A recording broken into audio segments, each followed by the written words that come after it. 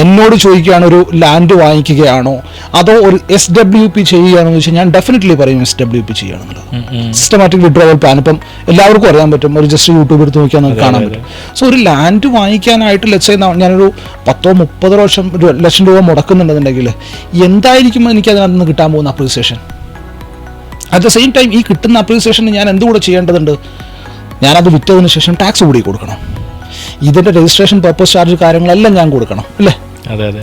So ഇപ്പം ഞാൻ 30 ലക്ഷം രൂപയ്ക്ക് ഒരു പ്രോപ്പർട്ടി വാങ്ങിക്കുകയാണെന്നുണ്ടെങ്കിൽ അതൊരു മെയിൻ റോഡിൻ്റെ അടുത്താണെന്നുണ്ടെങ്കിൽ ആ റോഡ് എന്ത് റോഡാണെന്നനുസരിച്ചാണ് അവിടെ ടാക്സ് വരുന്നത്, പിന്നെ രജിസ്ട്രേഷൻ ചാർജ് വരുന്നത്. സോ ലെറ്റ്സ് അസ്യൂം നമ്മളൊരു 35 ലക്ഷം രൂപ ആയി എന്ന് വെക്കുക, ഇൻക്ലൂഡിങ് രജിസ്ട്രേഷൻ 35 ലക്ഷം രൂപ ആയി എന്ന് വെക്കുക.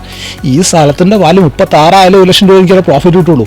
ഈ 1 ലക്ഷം രൂപ പ്രോഫിറ്റ് കിട്ടിക്കഴിഞ്ഞാൽ എന്താ, അതിനും ഞാൻ ടാക്സ് കൊടുക്കണം അല്ലേ? അറ്റ് ദ സെയിം ടൈം ഈ 30 ലക്ഷത്തിനെ കൊണ്ടുപോയിട്ട് SWP ഇട്ട് കഴിഞ്ഞാൽ മാസം ഒരു 10,000 അല്ലെങ്കിൽ ലെറ്റ്സ് ഒരു 5,000 രൂപ അതിനകത്ത് നിന്ന് വിഡ്രോവൽ കൊടുത്തിട്ട് ഒരു SIP കൂടി ഇട്ട് കഴിഞ്ഞാൽ 10 വർഷം കൊണ്ട് പൈസ നല്ല രീതിയിൽ ഉണ്ടാക്കാൻ പറ്റും. Investments in securities markets are subject to market risks. Read all the related documents carefully before investing.